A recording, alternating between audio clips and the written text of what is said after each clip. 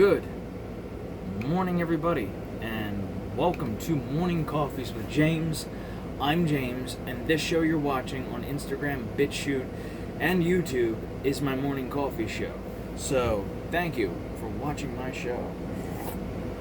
It's a good show. You want to know why? Because it's free, it's on the internet, and it's me talking about whatever I feel like wanting to talk about. So, yes. So, what can I want to talk about today? Well, let's talk about...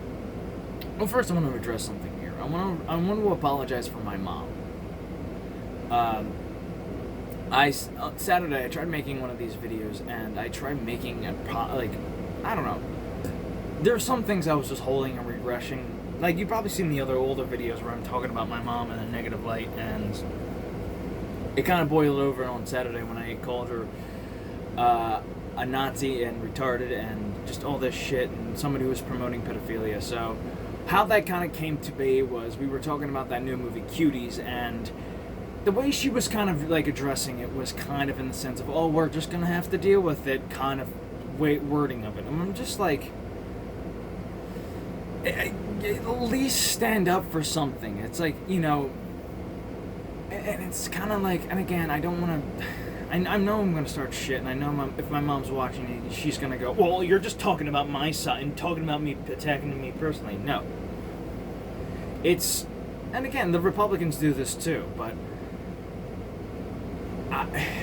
you know, if it's their side doing it, you know, if their side doing it, they're the bad guy. But if it's your side doing it, you find some justifiable means. And honestly, you know, fuck it, it's fucking, I don't care. I don't fucking give a shit. Like, if you're doing something wrong, you're doing something wrong. I don't care what side you're on. We need to, you know, wrong is wrong. So, but that's not the point in matter.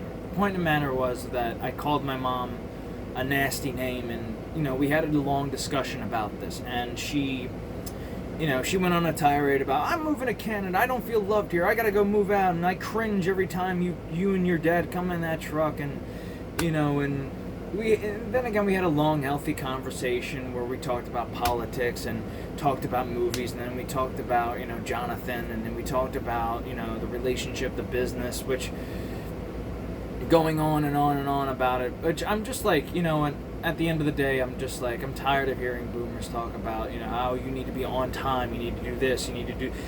Honestly, nobody gives a shit. Nobody gives a shit if you're on time. They only care how long you work. You know, they want to sneak in, they won't bat an eye. They will never bat an eye about how late you work. Oh, you're staying too... Oh, well, fine, that's okay with me. But you come in 5 minutes late, you know, fuck it. It's my life. I have other shit going on besides feeding people or doing your work. You know, hire somebody else. Oh, wait, because because millennials don't want to do the work that you're promoting. So, well, I'll find somebody else. Good luck with that. Thank you. I know that sounds like me being an arrogant piece of shit, but you know what? I'm gaining my confidence back, so... But again, I think it's time for me to get away from all this toxicity around here, so... And my mom made some points, you know, I need to start learning about my insurance, my taxes, my health, and everything else. Which, again, and I know my mom's probably going to watch this and be like, oh, I worry about you because it's like, you're too young, you're 32, which, by the way, I love it when boomers mention age of a younger person, you know, to make an argument, like... You know, you're 32 years old, you shouldn't be eating steak all the time, or you're 32 years old and you shouldn't be doing this all the time, and I'm like, but then when it comes to being responsible, it's, you're 32 years old, you shouldn't be, you know, you need to start doing this. It's like, stop pick and choosing whatever you want me to do, alright? I let you eat M&M's until the cows come home. I let you eat sugary shit. I let you eat smoke until your lungs turn blue. I let you eat the most garbage crap ever. Don't ever talk about my health again, please. Don't ever talk about my fucking health, because I'm sorry, it's my life. Leave me alone. Because you lost all that control. So, but again, I do apologize for the bad words I said. But no, I'm not voting for Joe Biden. I'm voting for Donald J. Trump. Donald John Trump, to be exact. And no, I'm sorry. And again, she started promoting about this, as charities and stuff like negative hit pieces that the leftist media are putting out there. And she will not budge when I told her look, they what, the 1,000? They've been there for a long time. Yes, they've integrated themselves. Do you not think for 1 second that they are biased? And no, she won't buy it because in her mindset, everybody's Democrat. And the only people who are racist are Republicans and people who live in the South, in the Midwest. And I'm sorry, but most of the argument we were having, it was over her fifis. And most of the time we were arguing, she was kind of talking about, I will not get into it, but I will say this though, if you're talking about people using the N-word, don't say the N-word out loud when we're outside. Thank you. So yeah. I was glad that no black person was walking by our house that day, I'll tell you that much. My mom's not a racist, but she's, it's that whole Democratic thing. I can say it because I'm supporting you. It's like, yeah, I learned the history, thank you. And if you don't know, most black people were forced into becoming Democrats just because of the Jim Crow law, so they were forced, But no, I'm kind of disappointed with the whole left versus, but enough about that.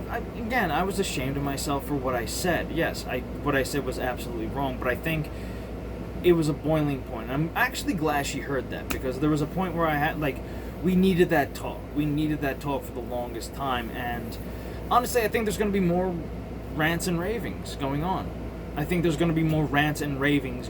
Because there's a lot of things that we have to address.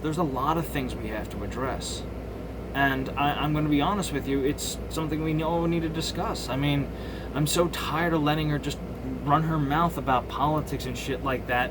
And I'm just going to be honest with you.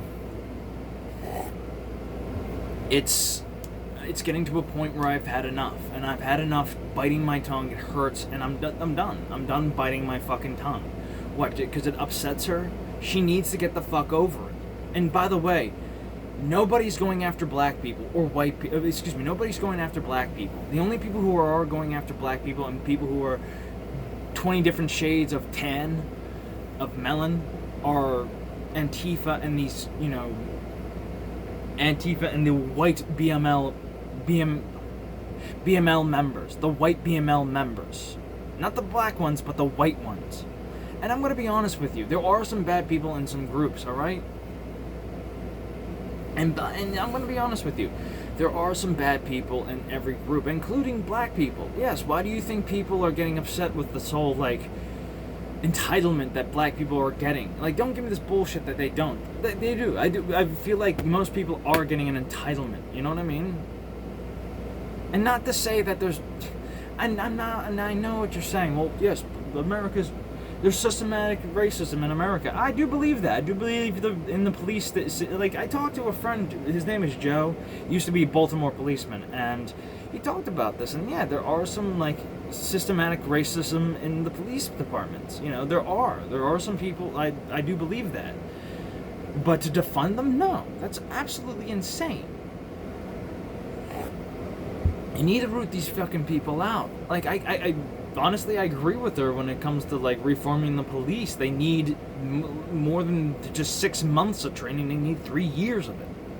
I'd rather have it be 3 years of training than 6 months.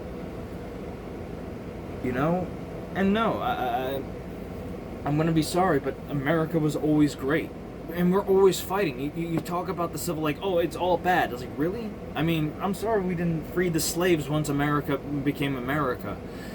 We were still kind of a weak nation. We had other things to worry about besides the fucking,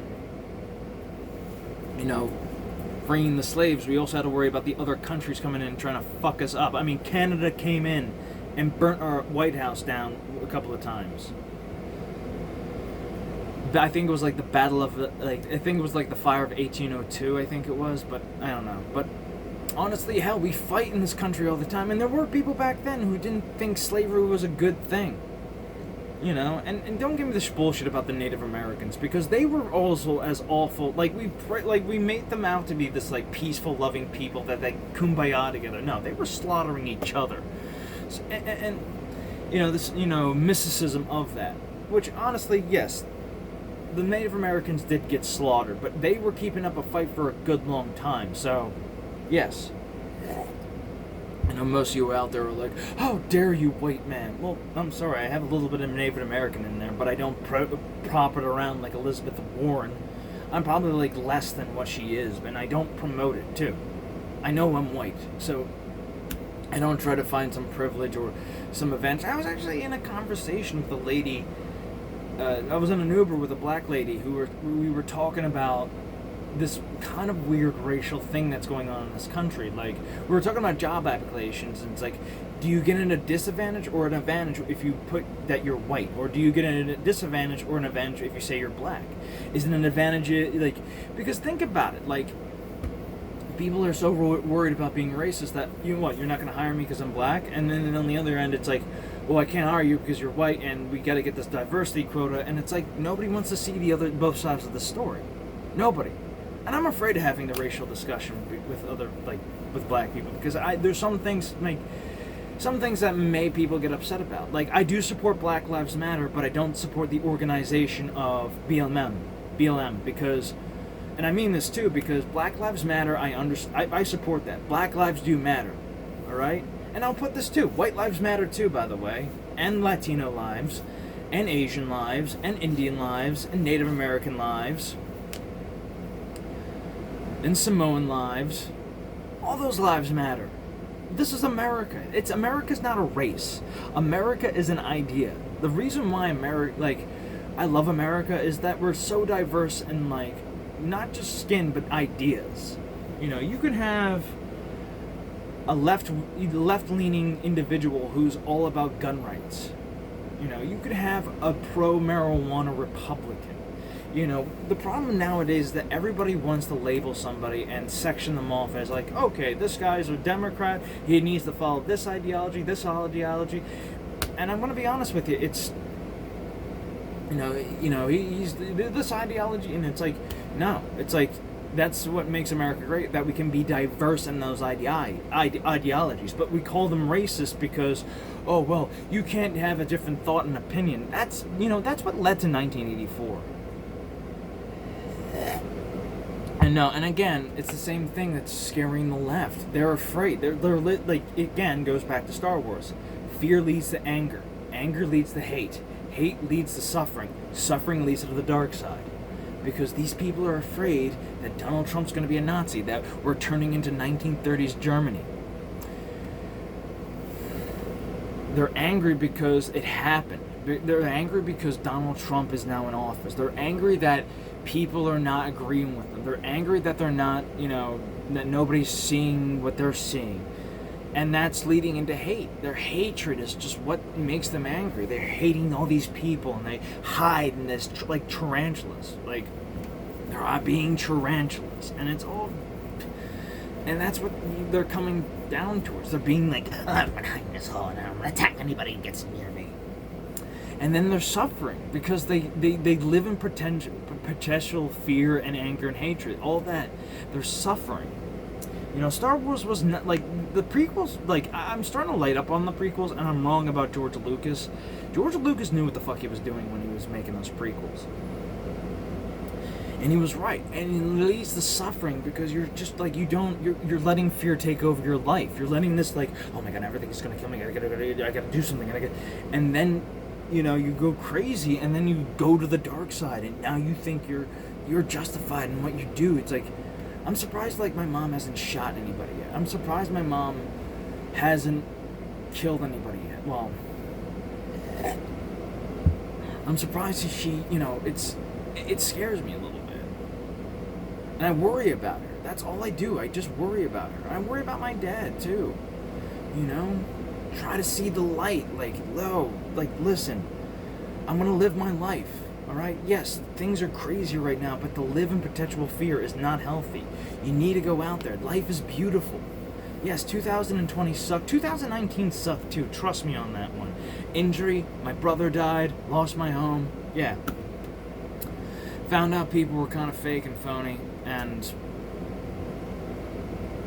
had to rebuild myself. So, give me a second.